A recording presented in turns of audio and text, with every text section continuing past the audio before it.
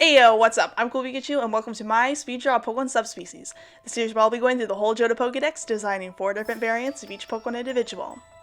Last week we had Swine, and this week we're going to do PILOSWINE, and it's basically going to be the evolutions of what I did there. So, if you want to watch that video, please be sure to click the link up or down below, wherever I put it. But without further ado, let's get on with designing these variants. So PILOSWINE is based off of wild boars, similar to Swine, but instead of a guinea pig, we are getting into yak territory. It's got the furry coat, it's brown, you know.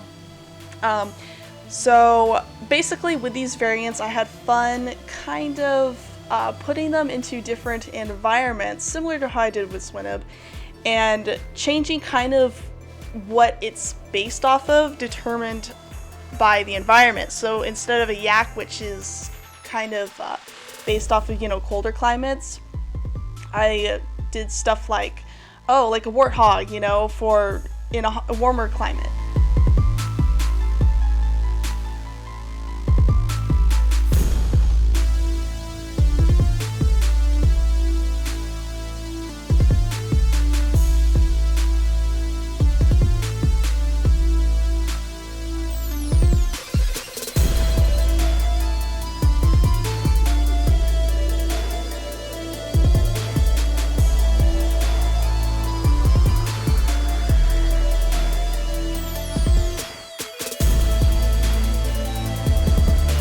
The first variant that we have going is going to be the Jungle PILOSWINE, and this one evolves from the Jungle Swine that I did, and we are keeping the fact that it's based off of a tapir. So this time I did go ahead and give it a longer nose. I was unable to do it effectively as a Swine, but I'm pleased to do it with PILOSWINE, even though I still think it looks a little weird, but it works a whole lot better than what I had going with Swine, which is pretty good. I changed up the feet a little bit to resemble kind of the hoof shape of a tapir. It's got its hooves are kind of interesting actually, but they kind of look like paws here. As for the tusks, I kind of kept them similar, to be honest. Because tapir doesn't really have any tusks, but I still wanted to give this variant tusks because, you know, PILOSWINE has tusks. And I think it would be really cool for a jungle variant of Mamoswine to have these like wild, crazy looking tusks. So I kept that in. Unfortunately, I won't be doing Mamoswine subspecies because the point of this challenge is to do all Johto Pokemon, and Mamoswine is technically a Sinnoh Pokemon.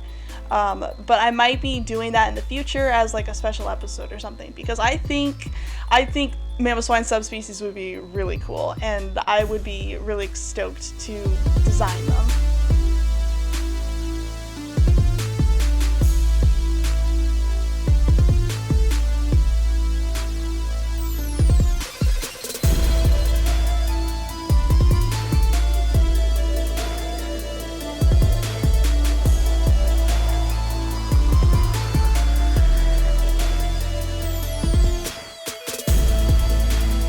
So for the coloration, I kind of gave it a dark color, and then I pretty much split its front and back end, kind of like a tapir.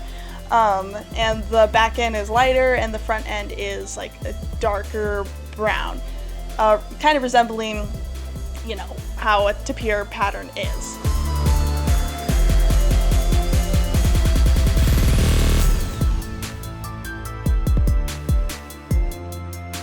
Next up, we have the Savannah PILOSWINE, and like its pre-evolution, I'm basing it off of the Warthog. And I had a lot of fun with this one. With the tusks, I kind of gave it 2, because I noticed that Warthogs kind of have like 2 tusks. They have like a big one, and they have a little one underneath, so I kind of did that. So not only did I incorporate like warthog features to this Pokemon, but I also went ahead and incorporated some wildebeest, because I mean, a yak isn't really like a boar. So I thought, what is a kind of like a horned animal that lives in the savannah? I was like, oh, wildebeest. So that's why I kind of gave it like a tuft on the head, and I went ahead and gave it a tail because those little tails is very representative of warthogs.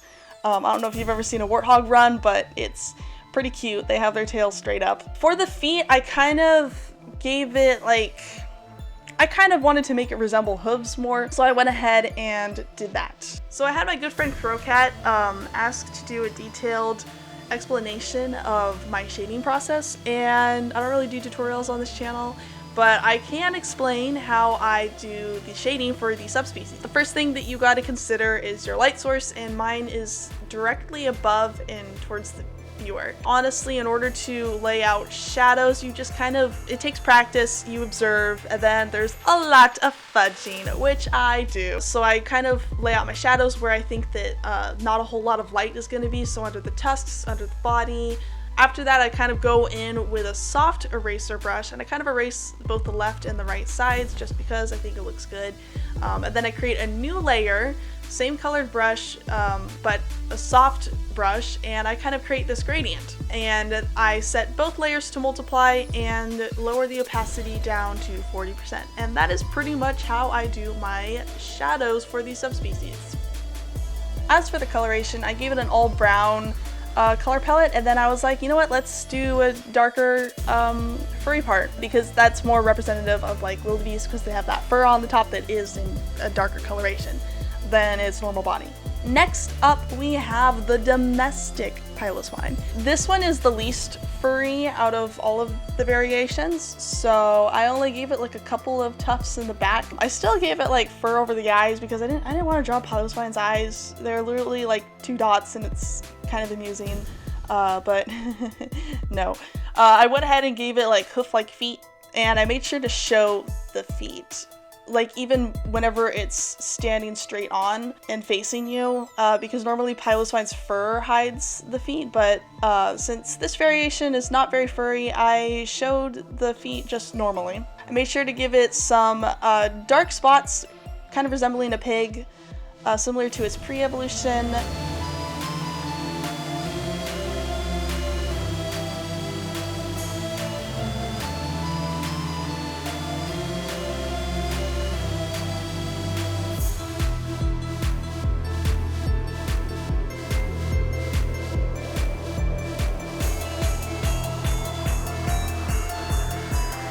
This one's really cute. I enjoyed it. The highlights I made kind of roundish to kind of demonstrate that like no fur texture. And lastly, we have the ocean Piloswine, and this one is based off of the manatee. It is probably the variant that I made the most differences to. I also gave it like narwhal features, and I thought that was pretty cool. And it is bald! Bald! But yeah, I went ahead and gave it, instead of like 2 tusks, I just did the one like narwhal horn thingy, and the whole time I was drawing this, I was thinking to myself the whole like middle schooler song where it's like narwhals swimming in the ocean, causing a commotion, because they're awesome. But anyways, the shape of its nose kind of represents a manatee, because they kind of look like that. And then I kind of gave it eyelashes because, you know, I don't know, water Pokemon tend to have that for some reason. You got Gorbis, Alomomola, yeah, that Pokemon, the one that's hard to say. So I kind of just, that was just a designer's choice. I did it with Swinib, and I decided to also do it with the Manatee Piloswine. As for, instead of giving it a second horn, I gave it like a little spot underneath its eye just to kind of like, I don't know, balance it out. But yeah, then I gave it kind of like a grayish coloration, and then I gave it a blue snout, like it's pre-evolution, just because I wanted to switch it up, you know? It's in the water, it doesn't need a pink nose. Otherwise, I would have done like a darker gray color. But yeah, that is it. I hope you guys enjoyed. Be sure to leave a like and a comment down below. If you'd like to see more of these subspecies, be sure to join the Pika clan by subscribing. I shall catch you guys all later.